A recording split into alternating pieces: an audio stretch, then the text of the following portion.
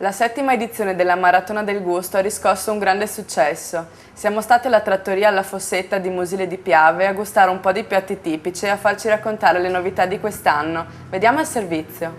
Domenica 24 giugno siamo stati alla trattoria alla Fossetta in occasione della 7ª edizione della Maratona del Gusto. Il ristorante, una delle tappe della maratona, ha offerto cibi di vario tipo e numerose esposizioni artistiche.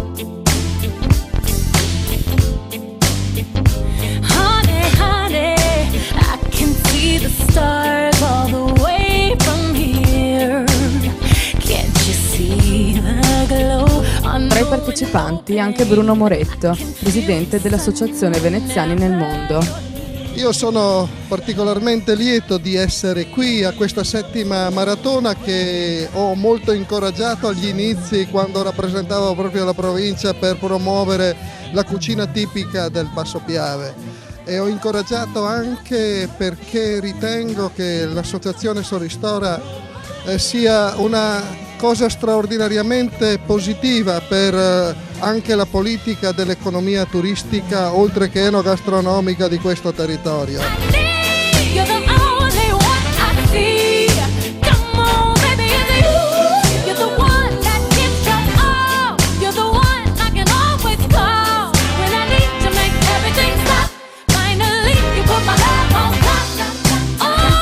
Quanto sono importanti queste manifestazioni per il turismo?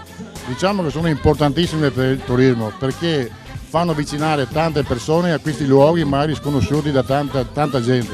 Mi rendo conto che c'è gente che arriva anche da Bologna, anche oltre provincia nostra, quindi è tutto un incentivo in più per far conoscere i nostri luoghi. Come è nata l'idea di organizzare un tour dei ristoranti nel Veneto orientale che poi è diventata la Maratona del Gusto? Ma l'idea è nata 7 anni fa sulla falsariga di cantine aperte. Abbiamo iniziato per far vedere i nostri ristoranti ai clienti che non sono mai venuti. Quest'anno abbiamo gente da Bologna, da Portogallo, da Trento che partecipa alla Maratona del Gusto. Quali sono le novità più importanti di questa 7ª edizione? Quest'anno abbiamo una mostra di pittura molto bella, vasta, dei bravi pittori che merita venire a vedere. Abbiamo qui l'artista che ha realizzato questi meravigliosi quadri e dipinge solo paesaggi naturali o anche altro? Io dipingo quello che sento, faccio nature morte, faccio qualche figura ogni tanto, sempre in ogni caso quello che io ho dentro voglio esprimere, quindi non so, un girasole secco, un melograno che si apre, non so, un fiore che cade da un vaso, lascio 2 o 3 giorni un vaso che dia il massimo e poi quando sta scendendo a me piace in quel momento insomma.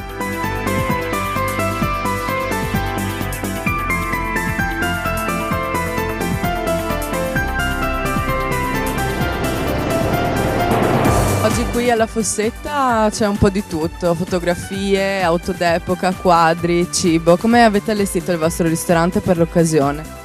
E allora, per l'occasione, per questa 7ª edizione della Maratona del Gusto, abbiamo invitato alcuni artisti del territorio. In giardino abbiamo Gigi Toccane, abbiamo le foto di Laura Bozzo, in esterno ci sono un gruppo di artisti di Mestre e di Venezia che espongono i loro quadri e quindi un po' un gruppo interessante di artisti locali della Fossetta.